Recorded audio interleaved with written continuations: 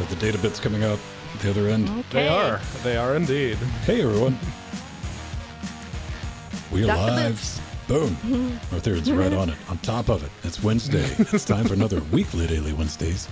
We're just going to talk about the stuff that we found interesting going on. We got a little bit of a pre-show. We got a little 10 minutes. Give everyone a chance to pop in, say hi. Or if they're trying to do some drive-by chatting, they can wait the timer down. I know that irritates people. Like, I'm going to say something. Aw, I got to wait. You got to be dedicated. You got to be one. You really want to put 10 minutes into it if you're going to do some trolling and read the rules. If you're going to be a 14-year-old edgelord, be creative about it, okay? Aw. That's Hi, like Arthur. the most important rule. Well, that, and again, as we were discussing in the previous Super Shows, and I really wanted to add one where people can only address you as Mr. Morgan Freeman, sir. Mm-hmm. Undecided, ladies and gentlemen. I haven't ruled that out. Aw. Hi, Steve. Shouldn't you be working? Poor guy. He's not feeling too well. He didn't do good last night. I wanted him to stay home, but he had to go to work. And Arthur and I put your link for our next show next week. So I made a note of that because that was a good story. It was just a little too last minute. Let's get everything together. We do have a gang of stuff to talk. Mr. Morgan Yeah. Freeman, what's up with that Yeah. thing? Man, Steve, if I told you, man, we'd have to go out on a date, and that might upset some people.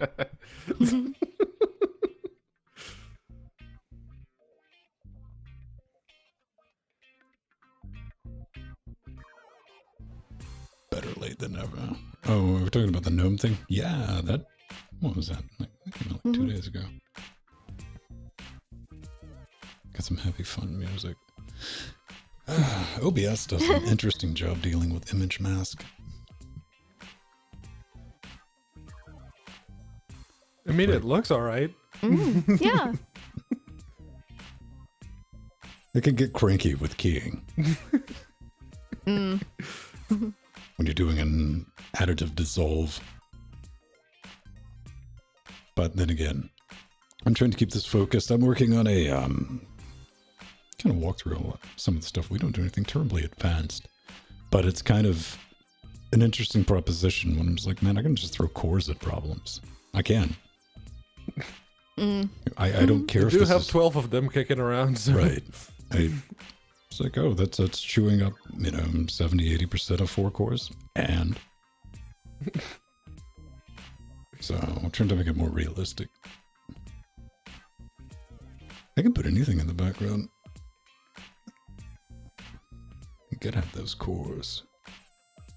Of course, with AMD, man. What about Intel? What do we think of that? AMD, man, Intel blinked yesterday, and it pissed off a lot of They people. did. Yeah. It's like, oh god.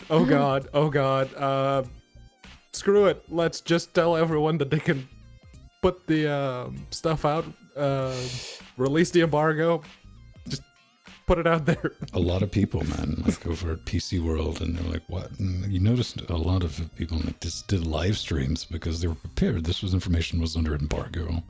Yeah. And I think it was like video cards, like, oh, we have a leak, when it was a very accurate leak. And so everyone just had to go live with it. And basically what we're dealing with is Intel coming out with a, if you've just recently bought an i9, take it back tonight, preferably, if not first thing tomorrow, because sliced in half with their HDDT stuff. Yep. We're going from like $1,000 price reduction. Man. Still not gonna buy it. Well, I will be right back. Taco clock is ticking down. Yeah, and the sole reason I bought that 3470 for El Cheapo was because, yeah, it's 30 pounds and it comes with a 16 gigs of RAM. Whatever. Yeah. Intel apologist. But now I have an AMD CPU with an NVIDIA graphics card and an Intel CPU with an AMD graphics card.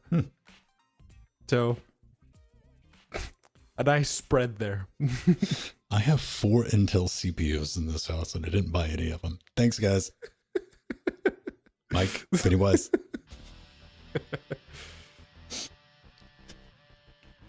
That was going to bug me, man, buying some i5s. It's like, I've never bought an Intel desktop CPU. I know that's childish, but hey, we're talking about me. All things considered, I wouldn't be surprised if Dell and HP and the rest of them, like the enterprise stuff, we'd start to see more desktop AMD processors. We're going to see it on Microsoft. those? The new Surface has got the AMD sauce inside of it. Yep. Because they're doing it for Epic, like their servers and everything else. They've already, there's HP, Google, Dell. They're all buying the Epics. So It's hard not to. yeah. So, oh, what's that? A 1/7 of the price, and it's destroying the performance of the Intels? All right, give me. Even if you're in a purchasing situation and, if you're buying 5,000 of something, I mean, if you're filling up racks, dude, you're not paying retail. Yeah. But even if you're not paying retail at that, at AMD's retail price, like that price performance ratio is power. TCO, total cost of ownership. AMD's Epic's 7 a better nanometers. solution. It doesn't use as much power. Shut up! As I will have you Intel's know, 14. 14 is just as.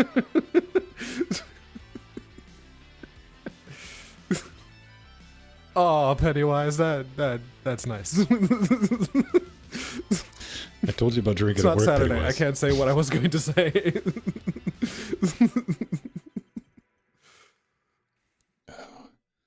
The only thing I hear, okay, I'm worried about this for all the wrong reasons. There's already rumors that TR3 is not going to be on SP4, random alphabet word number soup, which is the Threadripper socket. Yeah. That would upset me for the wrong reason. Because that means Gen 2 Threadrippers aren't going to get that much cheaper. No, yeah. No, a lot cheaper, but if you're going to buy a new motherboard, but if they're socket compatible, I'm sure they're going to make at least one. I want that 2950X to go to like $300 and I'll go yoink. Yeah. But yeah, AMD only said that AM4 would be supported for 3 years. Yeah. So, yeah. It's going to be an interesting times because have no illusions. I'm going to say 80% of the people who bought Threadrippers didn't do it for gaming, as much as they'd like to have you believe. No, this is our extreme gaming platform. It's not. Don't buy a Threadripper for gaming. That's a dumb idea. But people doing compute at home, rendering, AI. That's what it's meant to do.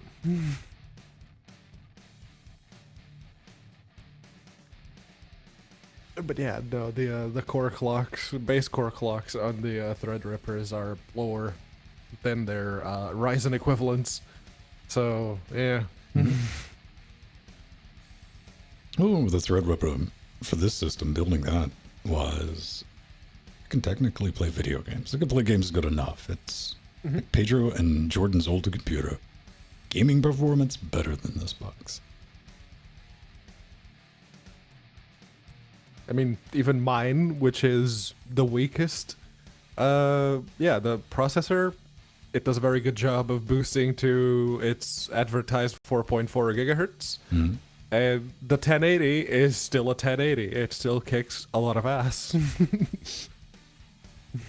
But, if they hold true, AMD holds through, and they very much did it with Threadripper, is they're like the very best silicon we have. The highest yielded stuff goes in the Threadripper. Yeah. Period. Which you can laugh at even on my 1920X when I just said it. It's like, do what you want. And it just casually clocks everything up like 4.2.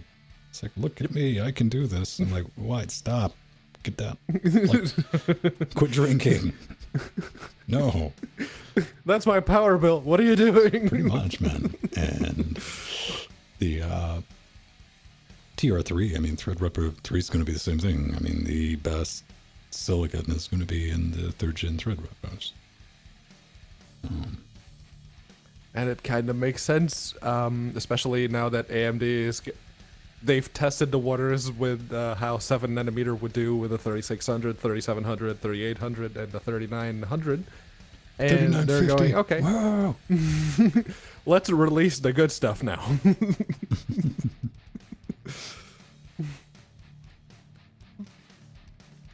And they even announced like that one I didn't expect, the 3900. Well, they haven't announced it yet. It's still a rumor, but apparently there's been more and more rumors confirming that. Non-X variant? The non-X, yeah. Still the same 12-core, 24-thread, but without the X, which I guess, I mean, it doesn't boost very high, but it's still a 12-core with, I think they were saying that the boost, the turbo would be like 4.3 or something. That's pretty good on 12 cores. Expectations versus reality. Okay. Yeah. Is if you're pushing a load, like say I got 2 copies of Handbrake open, let's pretend it's Sunday here. And I mean, as soon as you peg anything over like 40-45%, it's going to go to its max frequency, no boost, none, period. This one is 3.7. That's what I can do. All 12 cores. It's going to be the same thing. Yeah. Unless you overclock it a little bit. Which I haven't done with this because company computer. And if I cock it up, I got to take that out of my pocket. Hello, Orn! Yay! A wild coming board over. has appeared. Yeah, over Twitch Bridge. Awesome. Let me get a drink, then we'll get on the road. Okay. Yeah. Yes. Afternoon. You know, let's see. Where are we at with our times, Pedro? +4? Chip Z. +5? Still +5. Wait, are we still? Yeah, still +5. 8:14. Once you drop to non-daylight savings, that's back to +4. Lovely. All right. For 2 weeks, I think. Okay. One moment. I'll be back. Get some refills and we'll get on the way. Yeah.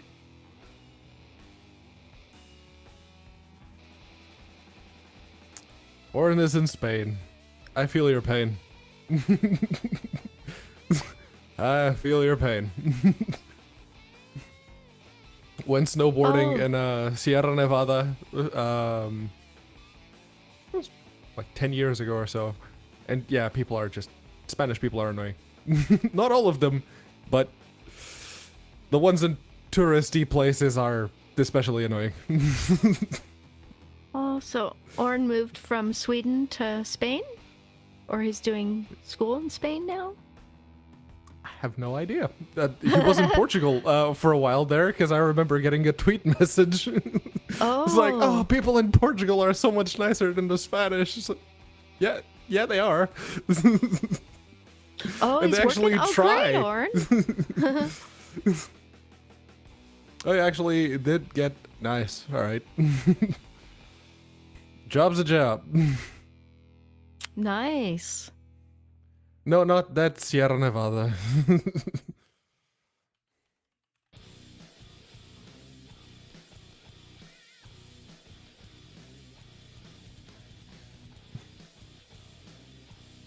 Oh, I This see. Sierra Nevada mirror. I see, Orn. Did you like Sweden better? It's colder.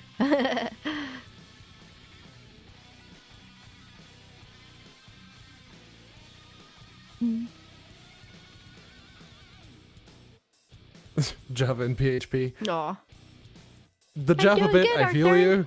PHP, it's still useful. Much as I hate programming, it is the useful language. Orn likes Sweden better than Spain.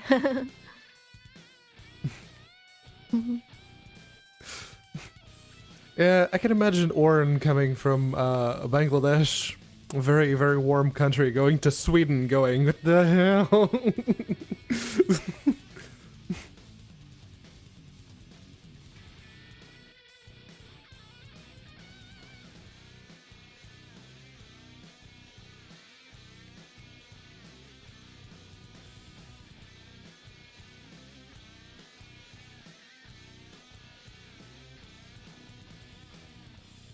But hey, the job actually getting paid to be there, it helps.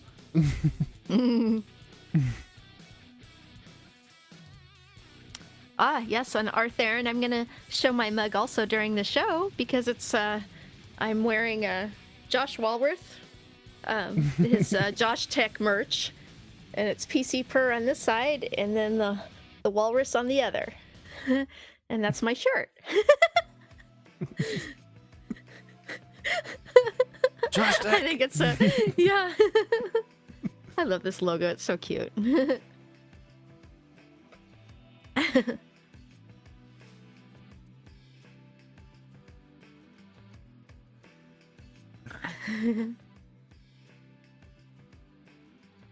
Yeah, nice walrus.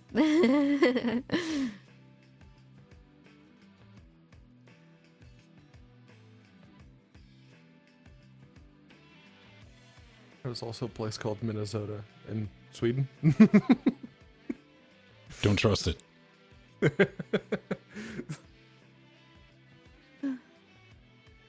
There's an Athens, Ohio.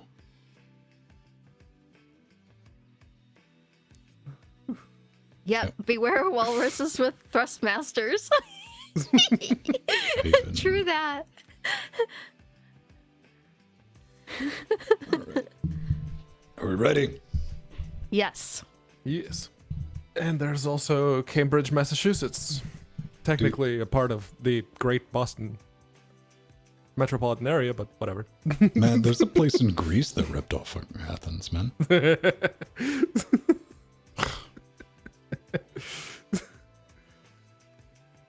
Somebody starts to get angry, and then they're like, oh, wait, oh, all right.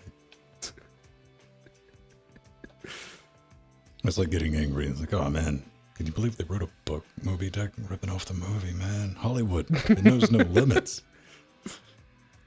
Sometimes somebody will get a breath, and you're like, dude, okay, no one can be that dumb.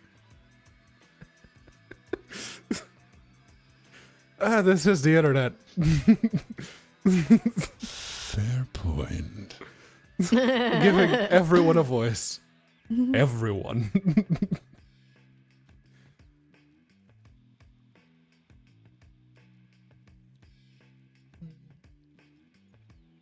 All right, you ready to review the game? Yes. Jill, you're running Fedora this week. Okay. All right.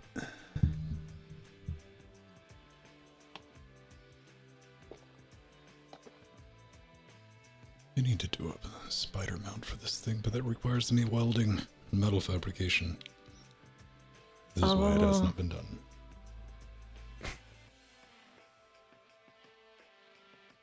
Cool.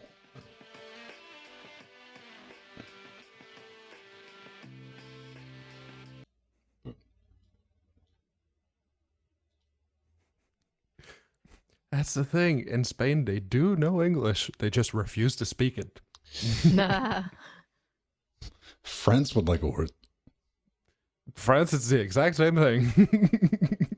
But here's the thing, man. My time in Paris is, if you're trying, this is when you find out everyone speaks a little bit of English. Then they're like, they start helping you. Like, dude, come on.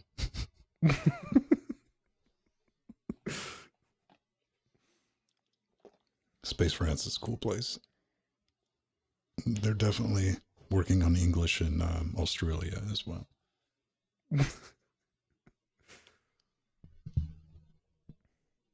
I think even the really, really bogan Australian accent is still perceptible. All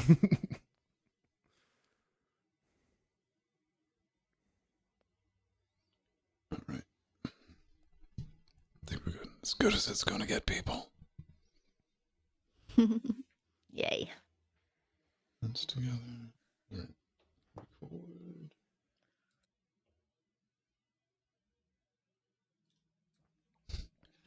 Try to keep these audio and video recordings remotely. If you want DaVinci to flip out on you, have about 12 seconds of dead space Ah.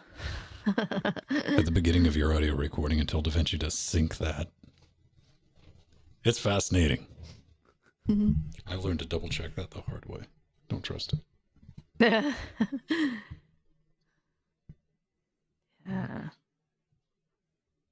Oh, that's... Where are you recording that track? That'll work. Anyway.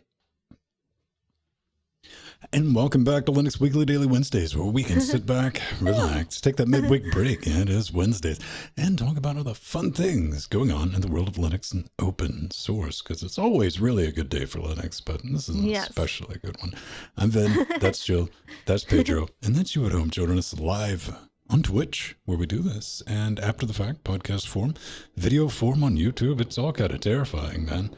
But before we get into it, Pedro, I think everyone's tired of hearing about your boots and pies. Boots and pies, that's a new children's book. Boots and pies and boots and pies and boots and pies, yes.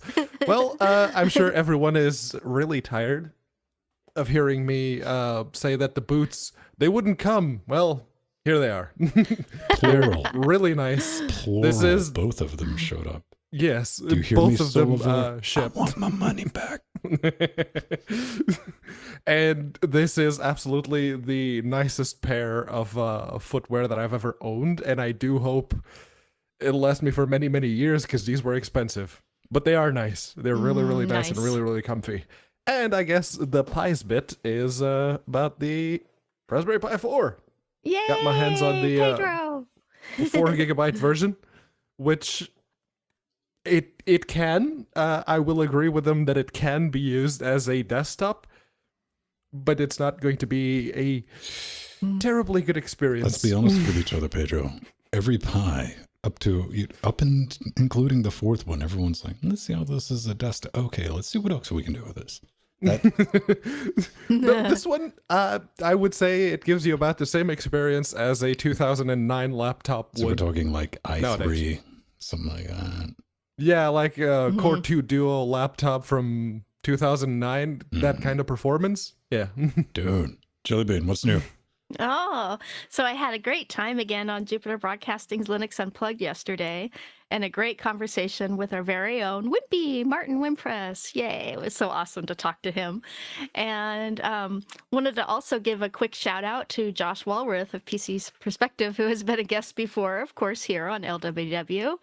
And just want to let you know, of course, that we support you here at Linux Gamecast, and I got your t-shirt, Josh. Yay! And mug. So it says PC per, let me see, PC per on one side, and then it has the walrus with it must be the Thrustmaster. Yeah, I don't think it's the Hitachi. Dude, over here, previously on, I don't have a podiatry cast to share like Pedro does. But then again, in all fairness, I am looking at buying a new pair. I do want to thank one Mr. Mike T and MT. You know him, you love him.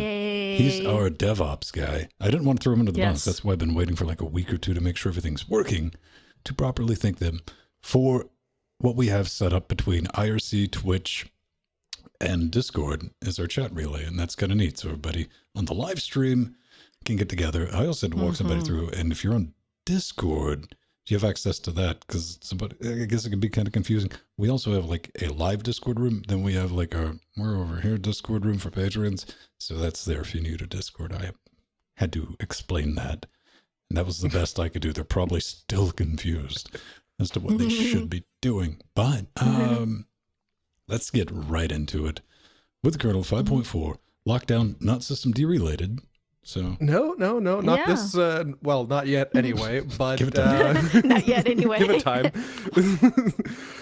But yeah, this is an effort that was proposed a while back, and with version 5.4, the Linus himself has said that yes, there will be a lockdown feature for the Linux kernel. And what it does is it basically completely separates the kernel calls from the running processes in user land.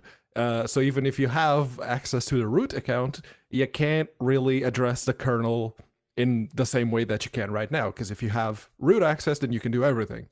Now, that will not be the case. However, and this is a pretty significant change, it will be disabled by default. So if you're just doing regular install of good old desktop Linux, it will be disabled. And if you want to, you can enable it if you really want to harden your system security. And that, this whole thing is a very good idea. In the name of security, this is actually really, really nice to see. It's probably going to introduce some weirdness and some loss of performance here and there, especially those bits that need to interact with the kernel to work. But this is early days, and it's going to be a whole new implementation, so I hope that it will grow into something really, really nice. Pedro, what I want to ask you is this. Do you think this is going to be my experience, like every time I use, it's going to be something I have to disable? Like, what am I thinking? Not at first. No? But no, by default, it will be disabled. It will be there, but it won't be functional. What's that beautiful thing in Fedora that we like to see how long we can try to run? I can only think of App Armor, but it's not App Armor. It's not App Armor. I'm blanking on it too. That's why I was throwing it to you, and I was like, maybe you remember. SE Linux? SE Linux. Yay. SE Linux, yes. By our powers combined, we can remember something that should be blatantly off. Yeah, man, that's what I was thinking about. And I was like, this is something, it's like, okay, I'll leave it on. That's good. It's great. And until it catches me like the third time, I'm like, all right, you're out. Yeah. Oh, Steam triggers SE Linux all the time. When I saw this, I was like, yeah, that's I have no evidence for this, but straight speculation. And it's like, yeah, that's not gonna like the black magic drivers. It's not. Yeah. I just get feels, man. Joe. Yeah. Well, this has actually been talked about for years, since 2010. We've been hearing them talking about locking down the kernel. And now it's come to fruition, which is really great, because this will go a long way in hardening Linux from arbitrary code execution from malicious code supplied by user land processes. And and that's been a big issue now. So this will fix that, and will give Linux will keep Linux maintained as the most secure operating system in the world once again, or one of them. Definitely. Yeah, BSC would like a word. Yes, I know. Any air gap system would like a word. Yes. Dude, okay. We all know that the overglowing success of System D, universally loved, from Leonard Pottering. No one can get enough of it. Give us more, Leonard. And he has, in the form of putting the D in directories. Pottering says his creation will phone home in the future. A System D managed home folders. They're secure, portable, extensible, and SSH doesn't work for it, so it's immediately a non-starter on my end, 100%, because good thing nobody uses SSH these days, Hey, man. No. I completely agree. There's an argument in here that's like, hey, man, the average person's not going to use SSH on their laptop or anything like that. While true, that one time, personally, I'm hardwired for taking something to the natural conclusion of failure. And there's going to be that one time. And that one time is going to be mission critical. And it's going to screw your day up bad. Also, don't break user space, Pedro. Yeah.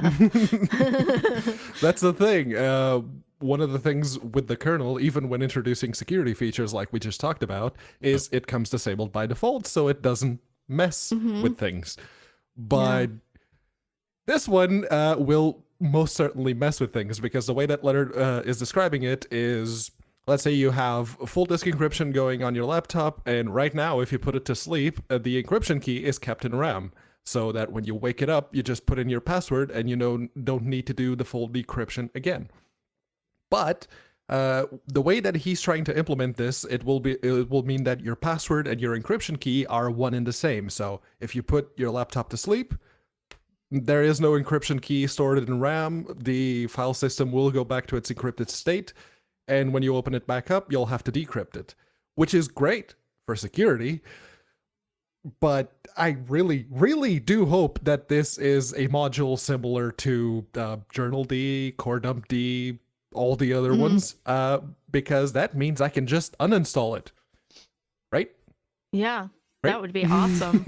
Yeah, good point, Pedro. And I love this idea, having your home folder in an encrypted container, especially for mobile on, our laptops and tablets. I think this is an excellent idea and a good time to turn that on. And it's another way to make Linux even more secure. So this is a great idea, and it's easy to copy over your home folders as well. That seemed to be a big pushing thing. What are your thoughts on that? Because I was like, since when has that been a problem? Yeah, I know. I don't know. Clonezilla has been around a long, long time. Just exactly. Yeah. I mean, can it do anything special other than decompress and like, let's see what I got to fix? And I mean, okay. Yeah. Containerize all the things. Leonard, I'm Yeah. still waiting for the ability to disable globally AGC, impulse audio. Yes, that's a thing. Hopefully Pipewire will sort that out. That is the bit before or after. Do you think the day after? The day after I get everything wired in with Pulse and Jack. I mean, and then it's going to be Pipewire and Jack. And they're like, no, we have that option. That is the bane of anybody who does podcasts or anything like that under Linux. Is auto gain control. And having to disable that, because a lot of things just cut it on and they don't even expose the mechanism to disable it. I'm ranting. On to Ubuntu Mate. Yeah. So Ubuntu Mate 19.10 beta has been released, and Martin Wimpress is asking for beta testers. There's so many awesome changes in this release. And one is the Notification Center now offers a Do Not Disturb feature, as well as the ability to blacklist notifications. That's wonderful. And actually, Evolution is replacing Thunderbird as the default mail client because it has better desktop integration with notifications, the calendar, Martin, is that the best? Was that the most appropriate emoji for paper? Oh yeah, I know yeah. Yes, and this is the paper cut version of Mate. And you really don't want to think of that emoji in paper cuts, do you? Yeah. True that, Ben. True that. Let's see, the bog roll and the knife. Huh. Yeah. So also, GNOME MPV replaces VLC as the default media player because it has better desktop integration.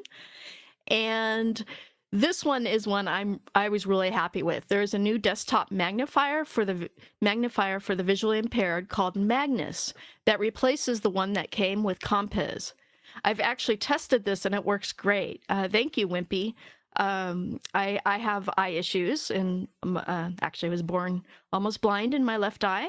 And this, when I'm really, really tired, sometimes I use these magnifiers, and it worked very, very well, Wimpy. That was one of the first things I tested on the beta. And because he created a new magnifier, they're not using the Compiz one anymore because Compiz and Compton have been removed from the default Ubuntu Mate install. Why? Bold move. Yeah, bold move. That was big news. And like we talked about 2 weeks ago, the Mate NVIDIA Optimus GPU switcher is now included. So you can take that sweetness for a roll. It's awesome. Yeah, and one of the things that caught my eye is is that the theme of this release is to address as many paper cut issues as possible. Yes.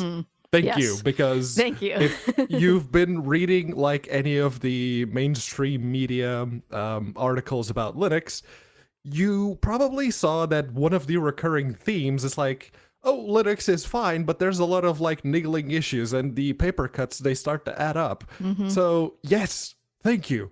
And the part of what Jill was saying about the removing the third-party compositors like Compiz and Compton, they're using Marco, which is like their built-in window manager / compositor, and it now syncs properly with Xpresent, And what that does is basically it eliminates tearing and lowers frame times, because introducing a compositor usually while you're playing a game, yes, it gets rid of tearing, but it adds that bit of extra latency because it needs to fully composite that frame before it shows it. So this is very, very nice to see. And Martin's been one of the big proponents of enabling DRI3 by default in Ubuntu. Yay.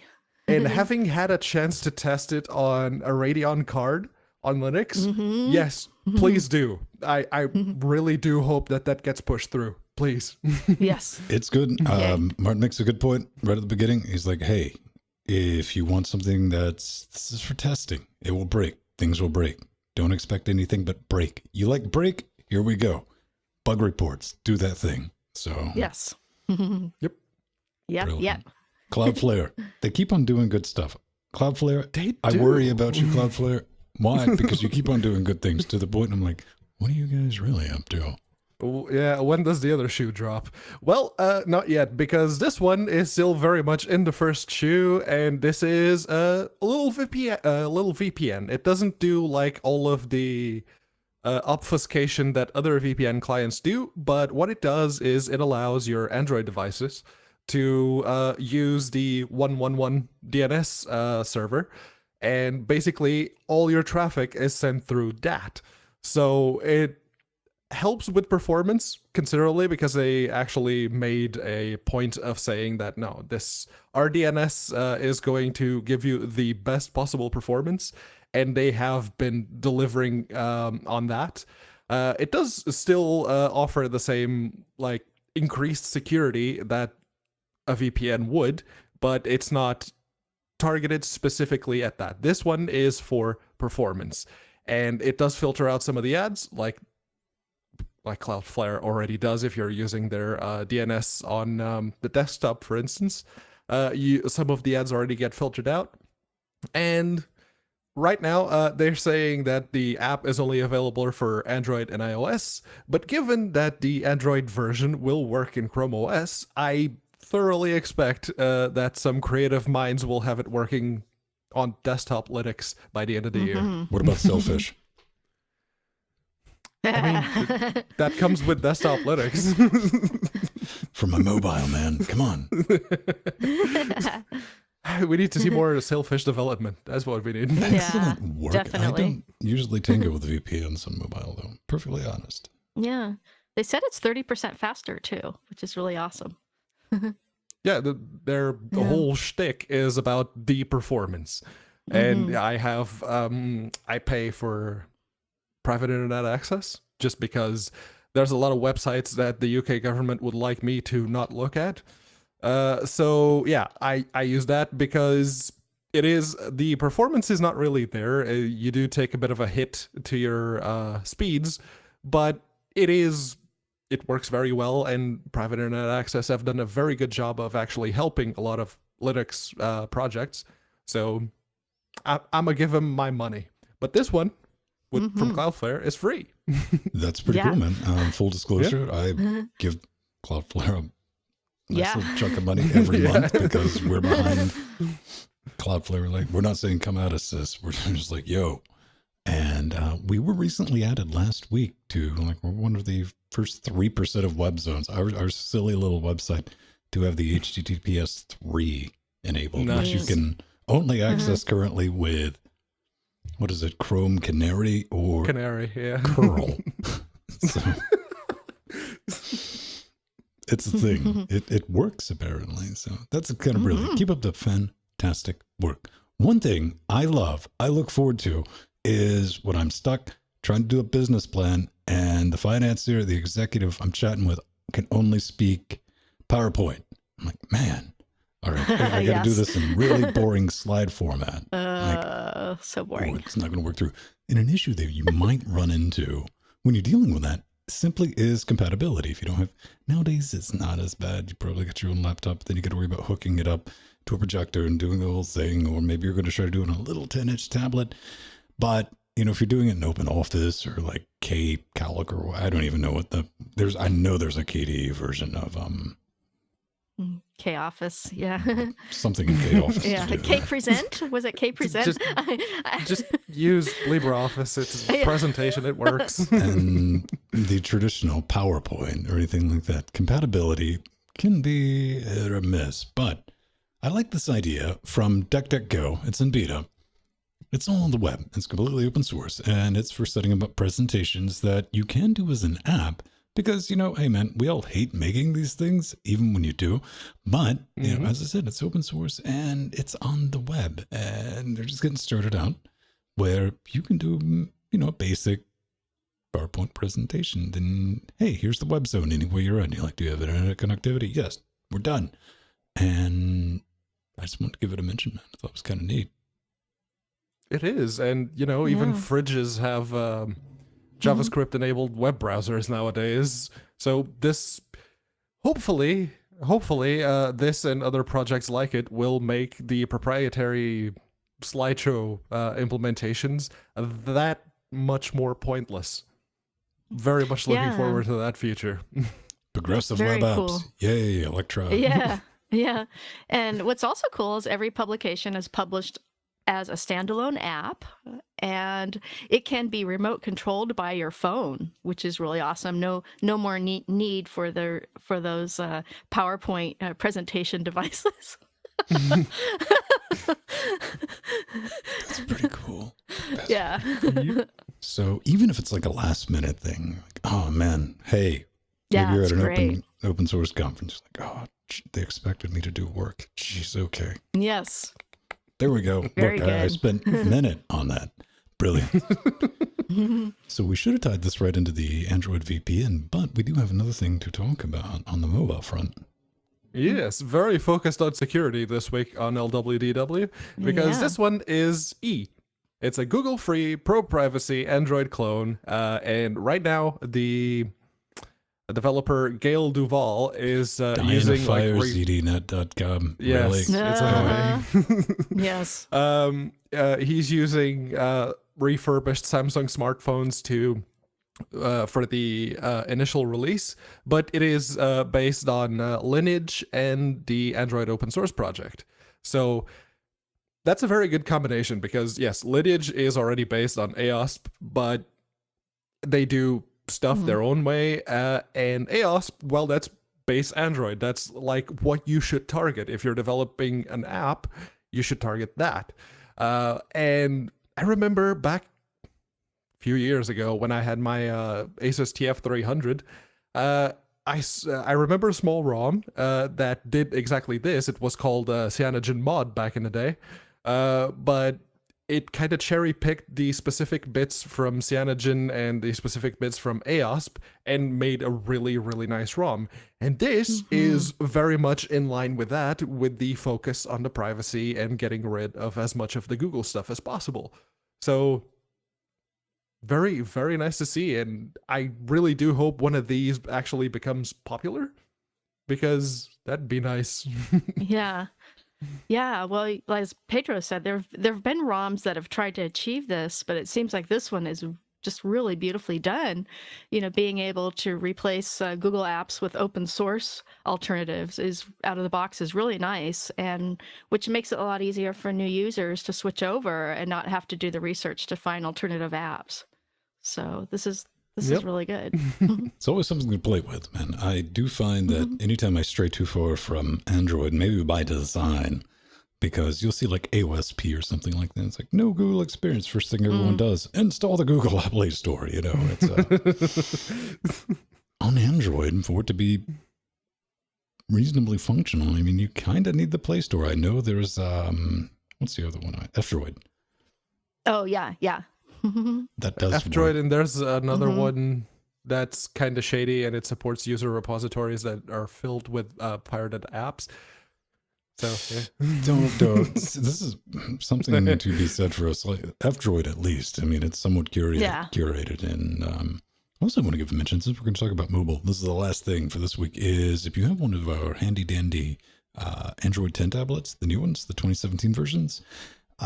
Previously we got 12.4 Lineage. Got some 14 betas up there on XDA if you want to go play with it. We could use some feedback on that. Thank you. Nice. Coming up next. Yeah, so this is exciting. This was exciting, particularly for me. I just threw this in there because I wanted you to write a paragraph. And Jill did. Oh. So yeah, and so there is a bounty source campaign for collecting money to finance the modernization of the Motorola 68K backend in the GCC. For those of you that don't know, the GCC stands for GNU Compiler Collections, which is used to compile many C and C++ languages. And if the Motorola 68K is not converted from CC0 to mode_CC, it will be removed from the next version of the GCC version 11. And I don't want that to happen. My Mac Classic, my Amiga, and Atari computers will sigh in relief if the bounty is reached, and I'm hoping it is. I just donated yesterday, in fact, via PayPal.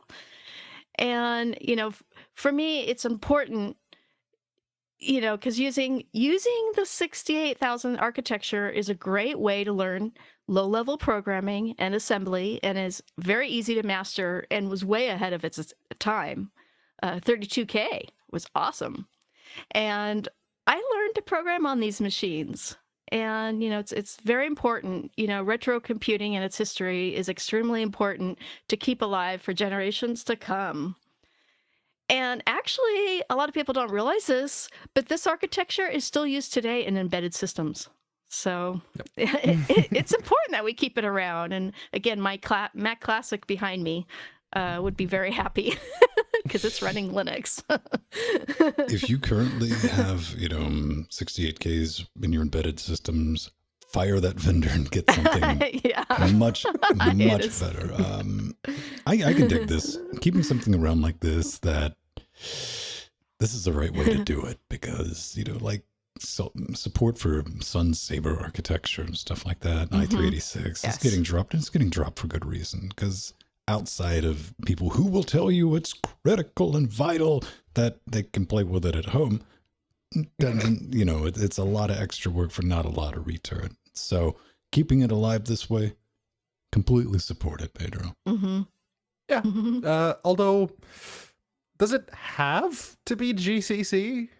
Because, there are other C compilers out there. Clang is actually very respectable nowadays, and it does a very good job of being the alternative to GCC. And I'm pretty sure that some of them would be very happy to support the 68,000 implementation. You see, Pedro, what you're dealing with is the GCC's already kind of there. Nobody outside of nobody's going to willingly yes, that's a thing that needs, and no, it's not. Come on, we're lying. I get it. It's like a fringe architecture, and it's going to be for people like Jill who really do want to play around with it some more. So why not go for the fringe compilers? Go for those compilers that are still out there trying to do things what they perceive to be the right way, because or something that isn't GNU. They're busy working on RISC-V. Yeah.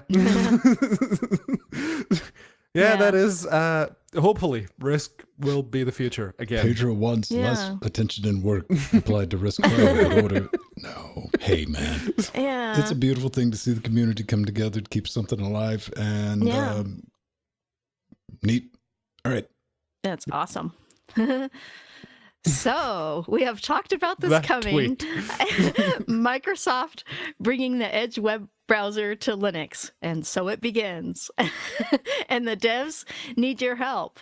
There is actually there's a link in the tweet. There's a short web development on Linux survey that you can fill out, asking everything from what distros you use for web development and testing to what you use web browsers on Linux for.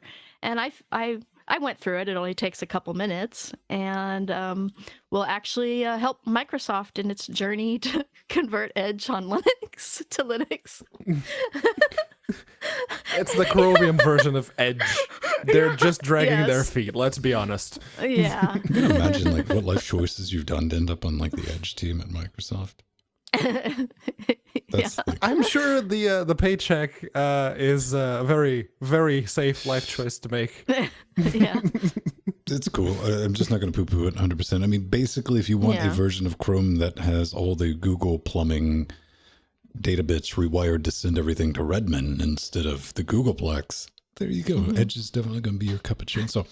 Difficulty, however, is this, hey, new parts of Microsoft, and they're like, want to use Edge?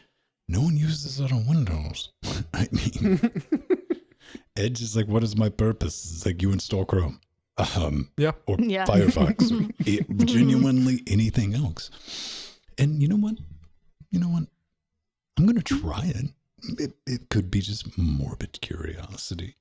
But Yeah. am I going to use it? No, I'm not going to use that. And I say that not out of that knee-jerk anti-Microsoft hatred. I say that because there are genuinely superior options available on Linux, i.e. any other browser. So You can run just Chromium, yeah, the Yeah. actual code base for Chrome. You could just run that. I might use it, but more than the latest Chrome beta, which can't play a YouTube video or a Twitch video for more than 10 seconds without ping screening. Fix that. So, and again, I'm definitely not alone. It's like, I really think we'll see Edge on Linux by the end of 2020. Oh, not. Yeah. Oh, yeah. Yeah. So let's see if it pans out, right? Yeah. And if they keep going at this rate, and they've been dropping hints like mad, this tweet was just the latest one. But yeah, there will most likely be at least a beta available in the not too distant future. So yeah. Put it in a snap. I got a joke for that. Just do it. Yeah. Continuing on. Oh man, I didn't put up the graphic. Do I still have that graphic? Yeah, I do. Continuing our Microsoft Yes. loves Yay! Linux. Yay! Windows Virtual Desktop is now generally available. Ladies and gentlemen, boys and girls, I threw this in here for our Windows-loving crowd who tune in from time to time, because this is your future, and you would do well to realize it. Yes. Yes. Awesome. Even earlier this week, people were complaining on Windows 10. They're like, wait a minute, why are they hiding the option to create a local account in Windows 10? Mm-hmm. This, ladies and sirs, is not an accident. This is where it's going. Windows as a service. And Yes. this is what they're throwing down in this article, that the virtual desktop for business is already available. Like, yeah, it's pretty much baked. How many seats do you need? We'll stream that out right to you. Like, there you go. You Yeah. get the Office suite, and you get whatever else your license currently pays for. And Yeah. that's going to be the future of Windows. Now, the logic to this, like, hey, we need Windows XP. Okay, well, we'll spool you up a version of XP that we know is safe, that you can use, which I'd rather have that out there. Windows 7, end of life support. It's like, it's Windows XP with the NT kernel from Windows 10. There you go. How about? No. And this is one of the reasons they've been investing so heavily in Azure. That's why the Azure cloud exists. It's Azure is their Office 365 distribution system, and now it will be the Windows desktop one. And as someone who has worked, and every now and then I still have to work.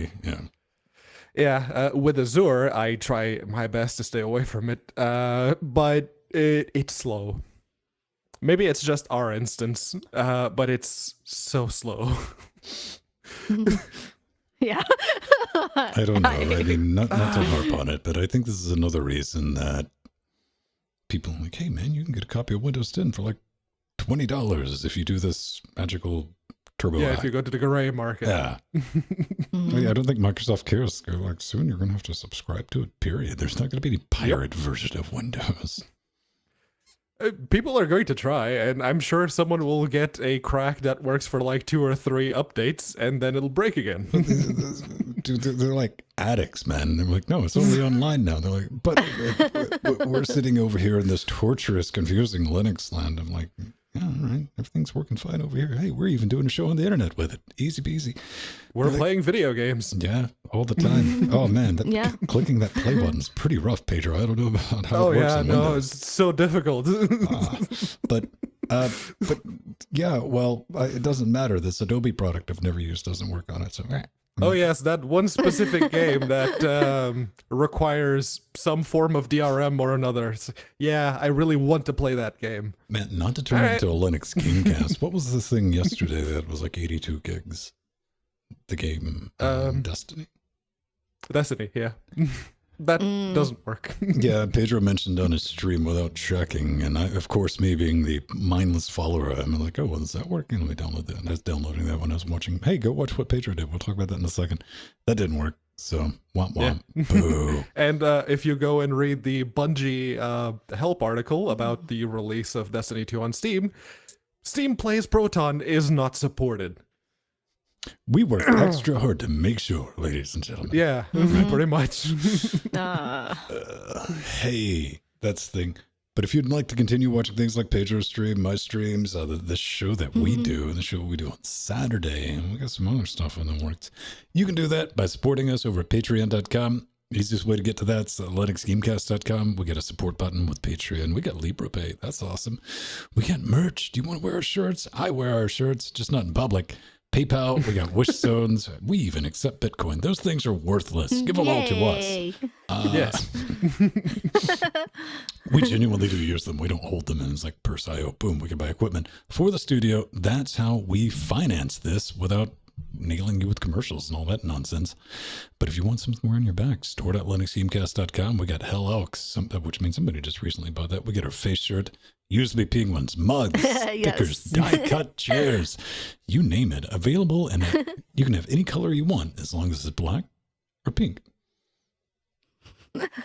Yes. That's a very good color choice. Yeah. It's a simple color choice. That's like two colors that I would wear. So strawberry and licorice. That's kind of brilliant. And we do want to give it a mention. As patrons, the best way to get a hold to us, and you do get access to our Discord. That's where we hang out the other 6 days of the week, but we're also in the live channel. If you want to talk to us like that on Twitter or anything, but we do have a gang of different tiers and rewards for Patreon, like contributing to show notes, early access to our pre super shows, and live video access, which we tested last Saturday for executive producers. So a show an hour before we go live on Saturday. It's our production meeting. That's where me and Pedro, Jordan, and everybody else in Discord kind of was like, hey, do this, think about this. Either that or they just zone out and they're like, talk monkeys, entertain us. It's like, we're here to listen to you three, can't use that word on Wednesdays, people talk. So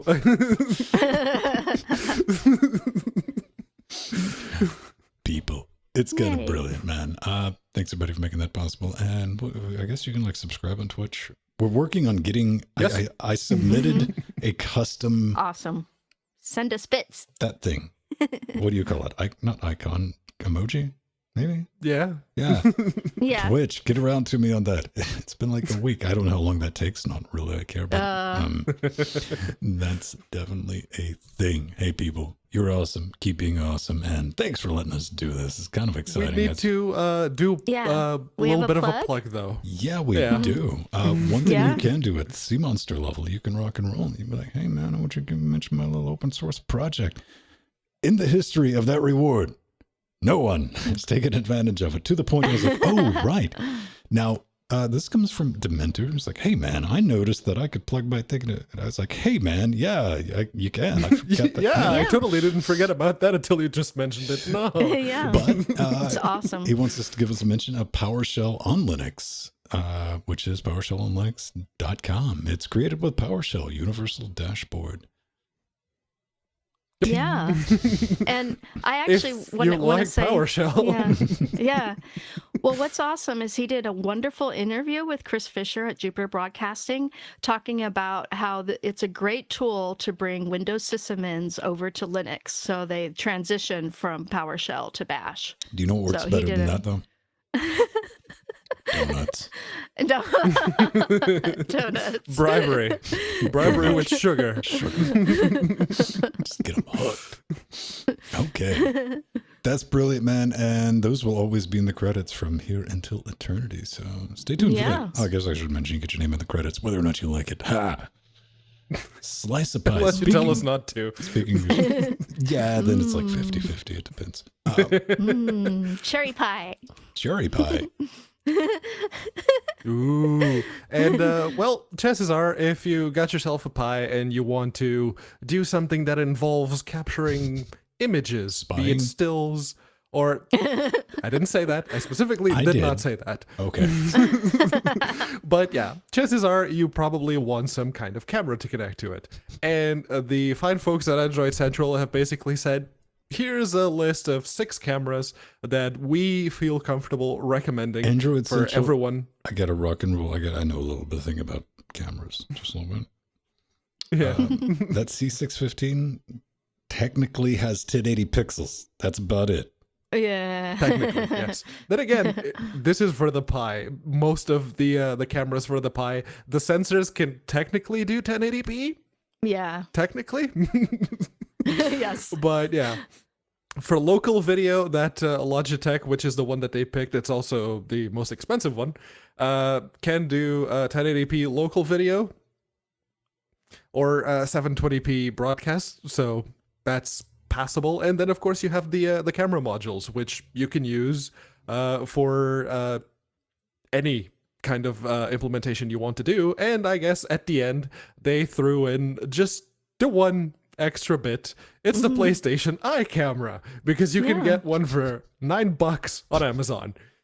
And it'll do 720p. So there you go. I'm right there with you at home. I'm like, the what? Oh, wow, okay. Yes. Huh.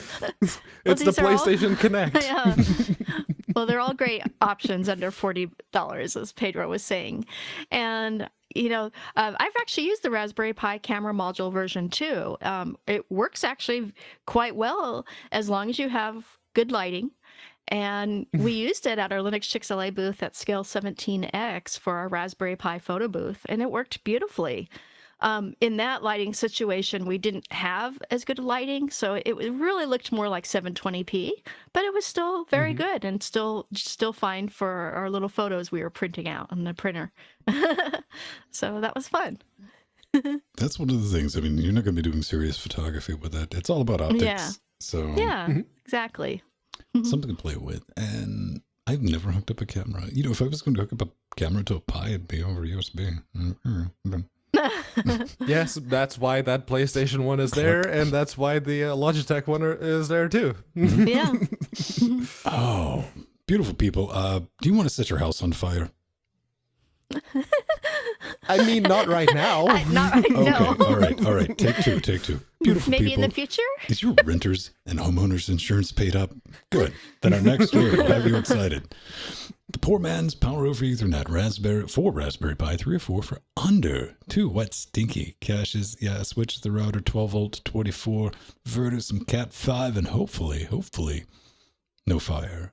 Warning! This blog is about setting things on fire, man. Come on, let's be honest. This is a very reliable, albeit non-standard form of PoE that works great until something goes horribly wrong and the magic smoke comes out and sticks your carpet and produces more. This might work well in in a pinch, but ladies and gentlemen, just spend the $20 on the Pi hat that provides this. Yeah. This is an interesting proof of concept, you know, for sticking something together. Stupid cheap, but as somebody, I'm not new to electronics. This would work. This was something I would hack together for a weekend if we needed it for some bizarre moon reason. This is not something I would leave in place, though.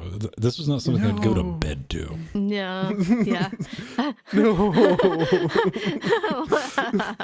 When you left your house on a trip, you'd definitely turn that off. No, I wouldn't go to sleep with this plugged in. Fuck. Yeah. Yeah.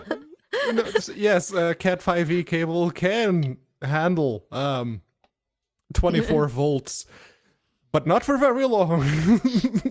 Not for very long. Theoretically, it should be fun. You run into weird problems with PoE. Like, if you know enough to do this, you probably know enough about what the PoE and what standard it supports and to what router. You're not going to turn any network appliance in your house into a bad crispy, hopefully. So keep that in mind.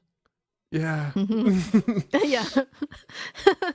So that's going to do it for our show. If you want to send us some feedback, how can they do it? Well, you can do it like no one did this week. I'm very disappointed in everyone. Just because I like to hear from people who watch the show. And yes, we do appreciate Yes. your feedback. And if you have stuff you'd like to add or stuff we completely got wrong. There's probably all kinds of stuff like in the YouTube comments, but I didn't get a chance, and Pedro's not going to do that. So I did have a look at the YouTube comments. There weren't like any Yeah, nothing feedback worthy stood comments. out, So yeah. yeah. oh, I saw 2 or 3. But yeah, like a couple of them. The best way to get in touch with us is going to linuxgamecast.com, hitting the contact button, and filling out the form. Just make sure you pick LWDW on the little show box. That's all you need to do, and we will feature your message right here, right now.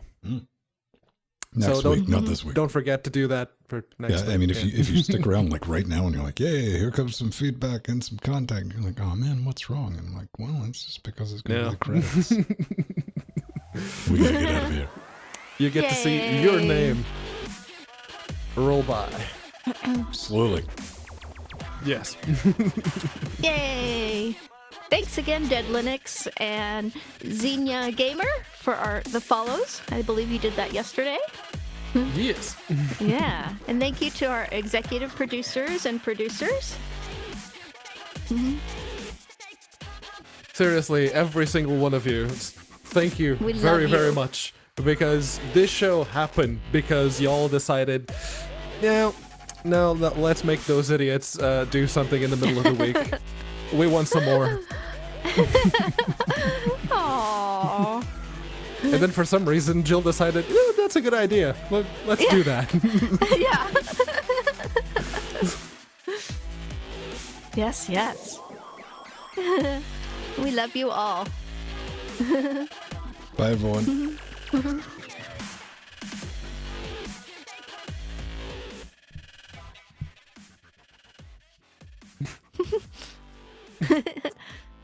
Yeah, Patrick or Mir, dance monkey dance. Dance money dance. Yeah, we need a little money penguin.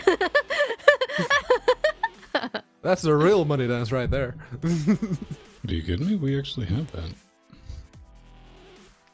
Yeah, Mir, I don't know if you noticed last week I was wearing a penguin dress. So you have to check that episode out. It was a fun one. I think if anybody does a Twitch sub or PayPal, the dancing money penguin will appear. Yay! Nice. That'll be great. Yeah, Jill, like your cousins like asked you questions on YouTube and you didn't get back to them. I did privately. Well, it looks better. Like, be like, hey, man, that's. Well, I could, let her know. Oh, I'll contact you.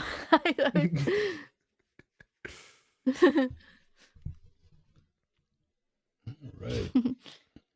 I talk to her regularly. So Let's take this to a bit of an after shows.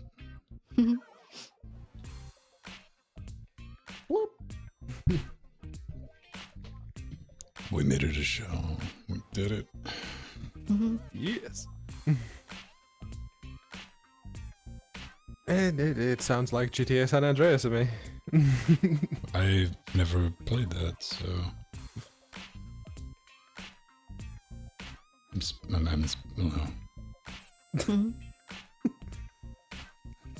Sierra Theory, I'm trying to show Jill. We do have the vote system. So if you bank suggested Pedro, the if show you keep title, reminding people about it, they're going to start using it. yes. Feel free to go Warned you. there and throw your boat.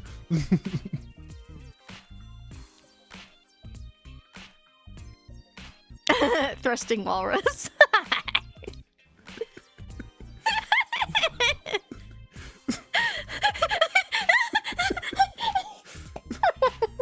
Could just be called the Thrust Master.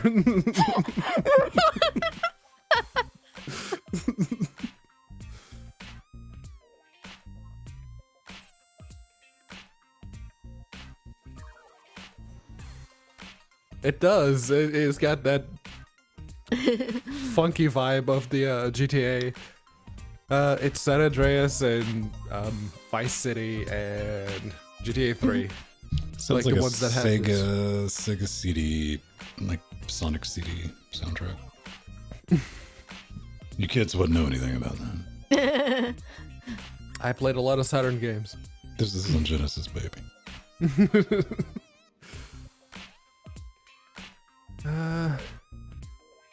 Let's see. One game that I didn't hate it, but I didn't enjoy the gameplay very much. What I did enjoy was the soundtrack on the Saturn, Sonic 3D. Especially the Ruins level soundtrack. That was amazing. What I've been rocking and rolling with, what did I do? I didn't do anything Monday. Monday's my day off, and I try not to do anything. Rarely successful in this goal. But I played, was it Shadow of War? Oh, nice. I saw you play that.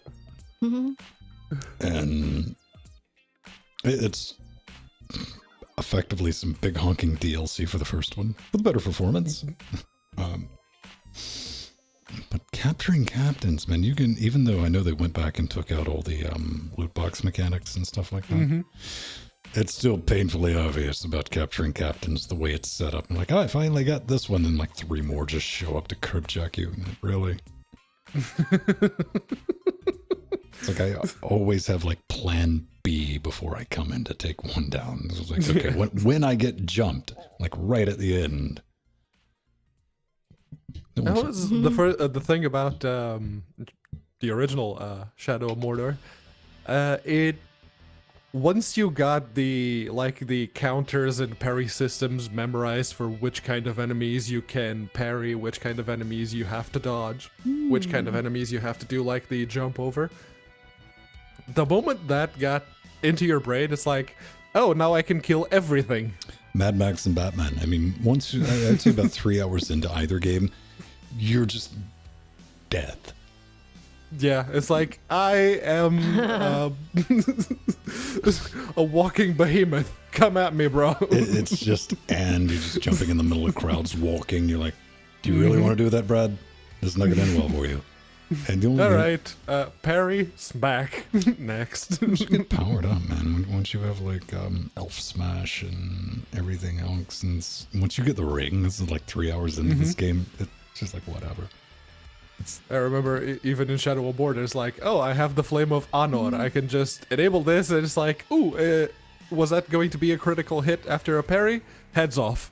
Shunk, shunk, shunk, shunk. Y button, man. I've played through all of the Batmans except for Arkham Knight, and I get that system like memorized. Why? I'm good at it. You don't have to be good. It's like I'm good at pressing button. You just have to pay attention to the little and the cinematics heads-up display that shows up in game. It's like, there you go, Y button.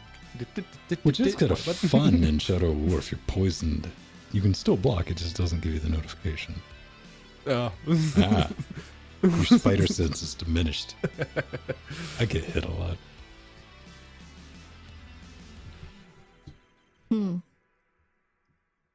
Yeah, Mad Max got a lot of hate from the Windows crowd because it's like, it's another one of these games. Oh, we have so many. It came to Linux. It's like, this game's amazing. We finally got one of these games. Yeah, give me more. I mean, I called it what it was, man. It's Skyrim in the desert. Yeah. Yeah. And you get to drive the car and you get to customize the car. It's like, yes. You could. Here's one of my issues with Shadow of War, because like Shadow of War, you could really just kind of skip the stuff that's boring to me, which is like organizing your generals and captains, and it's like Vin smash, Vin no plot, and Shadow of War's like, no, you really have to pay attention to this and to read this thing, and I'm like, no care, go back smash, and it's like so I'm probably gonna peter out on it. I think I'm done with it. No bugs. How many hours was that? Like real play, I probably got like 8 or 9 hours into it. Okay, all right. There's a lot of like, I'm tired of watching the Warner Brothers cinematic, so I leave it minimized. WB, stop doing that. Everyone your games. Like, it's the first Completely unskippable. you either have to hack something in a config file, delete a movie thing, and Yeah, delete the big files. and they're egregious with it too. I mean, it gets to the point to where you're like, to the third one, you're like, okay. Then you get to that one, you're like, really? In Mad Max, it's like, okay, I'm going to sit here for 30 seconds, or I'm going to get up, go to the toilet, come back, and sit down as it's coming on. Cool.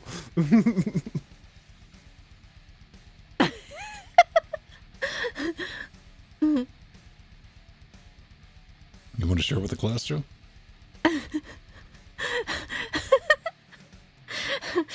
No, Patrick's just saying I really want another Mad Max on Linux. Another game like Mad Max. I'd be down. I'd be down for that. Yeah.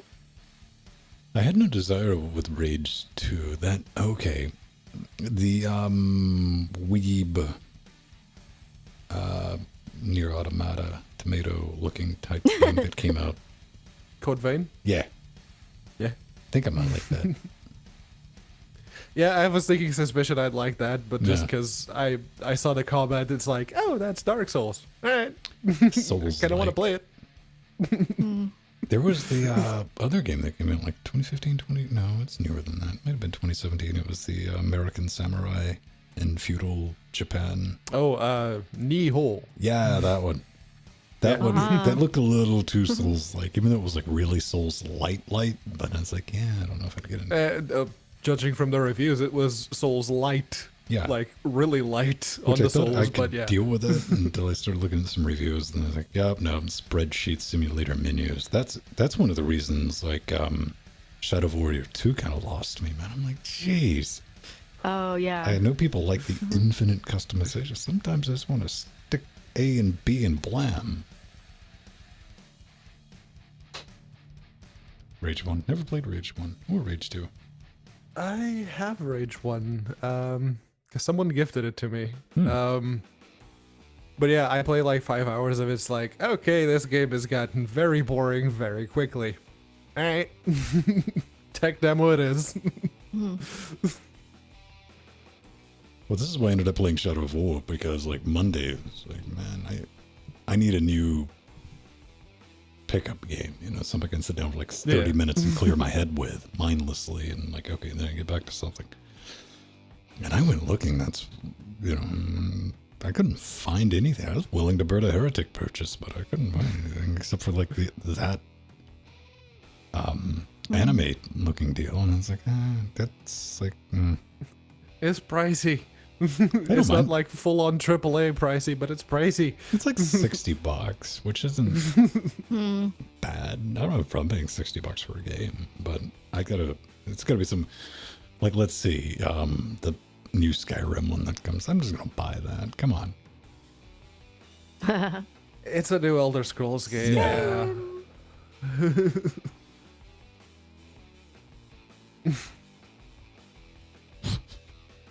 Oh, what kind of illness, Mr. Alert? Yeah. Mir came to visit him yesterday.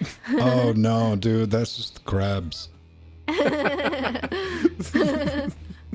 the clippers. There's cream for Yeah. that. Probably just a cold. Yeah, sorry, Mir. Yesterday I couldn't. I had too much going on. I was on Linux Unplugged. I talked to Wimpy. I got to talk to him just by myself for like a half hour. That Jill was had so nice. some people to talk to, so she's like, yeah, Mir, I can talk to you anytime. No. But I had so much going on. I had show notes for one. I simplified it for her. And some other things to do, and it was also me and Steve's anniversary yesterday. And Our you wedding spent anniversary. all day podcasting? Yeah, but he was at work, and actually we're gonna be celebrating it this weekend. So we're gonna figure out what we want to do. I know that anniversaries with me and Nora, it's like, yeah, you're cooking and you're going to be cooking that thing you do really well that takes like 3 hours of preparation. Hot dogs. Yeah. All right, fine. No, little French girls. Take that one out of context. We spent like 25 minutes debating that and like the wrongities you were of. Yeah, and apparently I finally got the sauce proportions nailed down, and it's really good. It's really, really good. Friend of ours that used to play MapleStory with us came to visit a couple of weekends ago. I was like, "Oh, you're going to make the little French girls, aren't you?" He's like, "Yes, I am." Sit. It's gonna be a while. I have like 2 or 3 things that I've never pinned down. Like recipe-wise, like far as, because I don't use measuring cups. I'm that person. I'm like, we use that much, then we use that much. It's just shaking. That looks about right. So I always get a bit apprehensive when I'm over at somebody's house and they're cooking, and it's like a science experiment. I'm like, oh boy, you don't know how to cook, do you?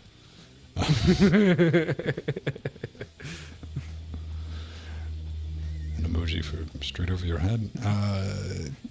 The airplane one. Whoosh.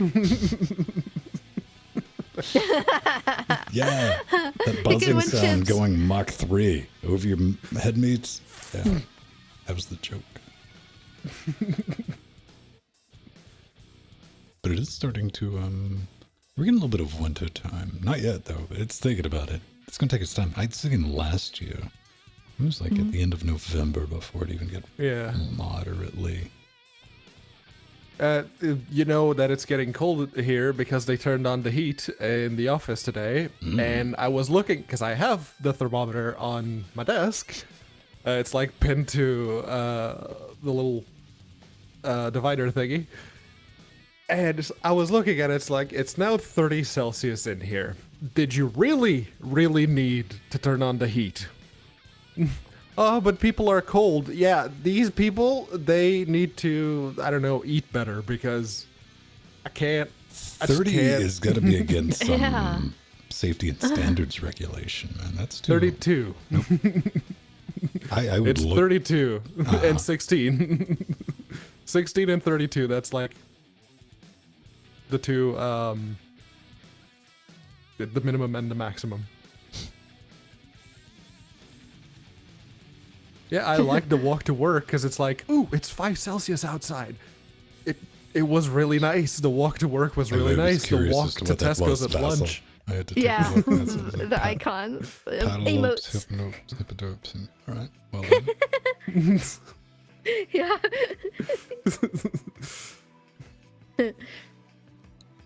Yeah, 30 is miserable. Yes, yes, it is. Like, I would straight up and just be like, I'm not... You gotta fix, because that's the temperature it would be if the HVAC system was broke. And it was like those really hot days in July. I cracked open the window because it's freaking hot. 30 is only 86 Fahrenheit? That's not that hot. Yes, it You're is. part of the problem, Joe. I'm sweating hot. No, I know. No, I'm teasing you. I'm teasing you. Here's a heater to put under your desk. in the workspace. No, it shouldn't be in a building. No, Yeah, no. I just meant for outside temperature. So this lady from the other side of the office just comes running to me. It's like, "Can you close your window?" Nope. Why? Because this is this weird draft and it's making me a bit cold. And I point at the thermometer. I'm sorry, what? Oh, could you please close it? No, I couldn't. And then she complained about me because I wouldn't close the window. Yeah, that's wrong in the I mean, it didn't get her anywhere, and now she doesn't even approach the IT desk anymore because she had her little ego crushed. Fine. It's only 4 degrees from 90. Yeah. Well, I get acclimated when we go to Vegas, where it's I just looked at Indoors and air conditioned. Yeah, me too. No, going through Death Valley when it's 124 Fahrenheit. You don't have AC in your car? 51.1 Celsius. Yeah, that's summer in Portugal. Yeah. Yeah, I remember you were saying that Pedro. It I was easily, giving you a hard time. Yeah, in Portugal, easily hit like 45 Celsius during the summer, but it's dry. It's you get 20% humidity, 10% humidity. Still hot. Yeah. It's still stupid hot, but it's bearable. Here, we're talking 95, 96% humidity all the damn time. So the moment that the temperature goes anywhere north of 25, it's... No. Yeah, not good. No, I knew I was teasing you. Yeah, she wasn't teasing. Teaser's like, man, no, that's perfect. 86. I'm happy at that. Actually, I think I might get a little blanket. Right? No. Some mittens. No, my favorite. I say that, is but Nori is just like that. Yeah, right. 68 to 70 is my favorite, and that's what we almost have on a daily basis where I live. So, that's mine. I don't like it going much lower and much higher than that. So. I don't know how accurate it is on the, I replaced the downstairs thermostat with the Nest, but the up one's still got like the original thing, and it's all in freedom units, and 75, I want to say. Yeah. Is somewhere that is reasonable. That's not bad. Yeah. It's about as hot as I can deal with. Preferably like 20, 22. I'm good with that. Yep. Yeah. It's like, give me 20 Celsius and we're good. I'll wear my t-shirt, I'll roll up my sleeves. We're good. And I'm also factoring the fact that during the day I'm drinking a nice hot cup of tea. Yeah, there's coffee, that too. Yeah. There's always drink. That's what I'm saying. I want to be cold, not like schwitzing everyone. Have to walk around with my one-piece mankini. I actually threatened to do that. It's like, all right, you want me to come to work when it's this hot? I'm going to start wearing my beach shorts and no shirt, and then you're going to have to deal with that. I'm saying maybe the heat's on for a reason. Okay, admittedly, there's a couple of very good-looking people in the office. I'm not one of those people, but okay, maybe. Listen, man, you got to pay extra on the internet to see that. If they can get it at work for the price of just a little bit of heat.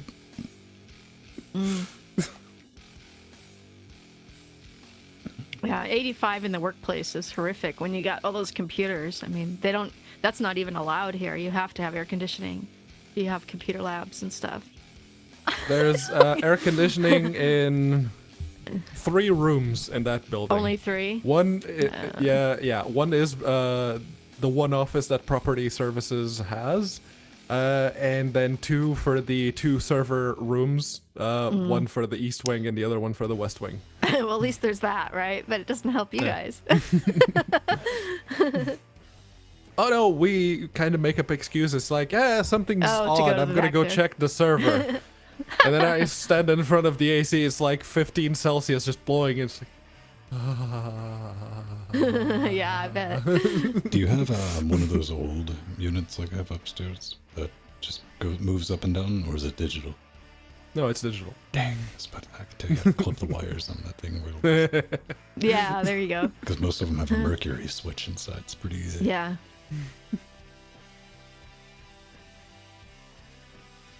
Okay, do we have anything else before we get out of here? Is anybody doing anything fun this afternoon? I'm just going to grab one of those microwave pizzas that were on sale at Tesco's, put that in the microwave, and away we go. You're not going to make there we anything go. like horrific? I may add some tuna and some banana to it, just to piss off the internet. Yeah. Dude, I'm just saying, man. Because when I saw, like, you were talking about tuna fish and banana on a pizza, like, after I get my wits back about me, what did I see? I saw this, and I thought of you. This is Pedro's Jello. Oh. No peas, though. My body don't like no peas. That's disgusting. That's horrible. You get the peas out of that, and we're good. I'll eat that. Cookbooks in the 1970s were Wild West. All right. Yeah. That's like a Yeah, no, sushi get rid in Jello. of that layer of peas, and I'm down. I'm suing Rohit. Rohit, there's a reason I formed a limited liability partnership. Come at me. You can have all of our company's money. Yeah, our turn. I agree. Oh, man. Yeah, so I guess I'm gonna eat lunch and then get some exercise. Either do one of my exercises. I did one of them? stretching. No. Just the one I did- exercise. This one. Yeah. Yes, this was seems like I a did- fine exercise today. I did my stretches this morning, which I always do in the morning, but do some dancing. That's really good exercise. Oh no! I told the internet I dance. Wow. You know someone's going to demand video of that, Jill. Just Yeah, saying. Oh no! Oh no! I shouldn't have said that. Oh my I god! know you're somebody on the internet that people know dances. That's extremely common. Don't worry about Yeah. it. All I I'm think saying you're- is, Steve, you need to record Jill while she's not paying attention. Steve is sitting back. He's like, man, do you know how much money in kids' box records I've had to spend?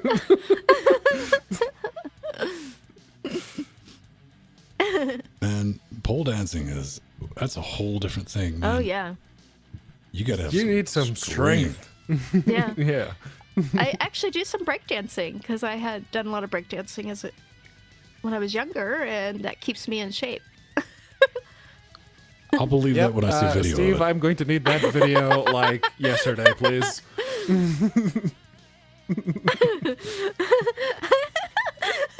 Wiggling violently is not breakdancing.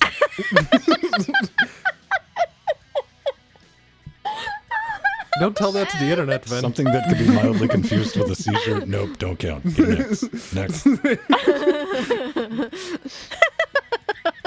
Oh, it's hard to do it sitting down. Right. Oh man, there's actually a thing in Eastern countries called chair Heard there. dancing Oh yeah. because they don't dance. It's a religious thing. Oh, okay. Beautiful people, we're gonna bounce out of here. I'm gonna make a show. Oh my god! I just told her. How much money do you have kicking around again, Mir? Right. All right. We'll see you next week. Have But I fun. used to do the moonwalk. Okay. Bye bye. Oh no.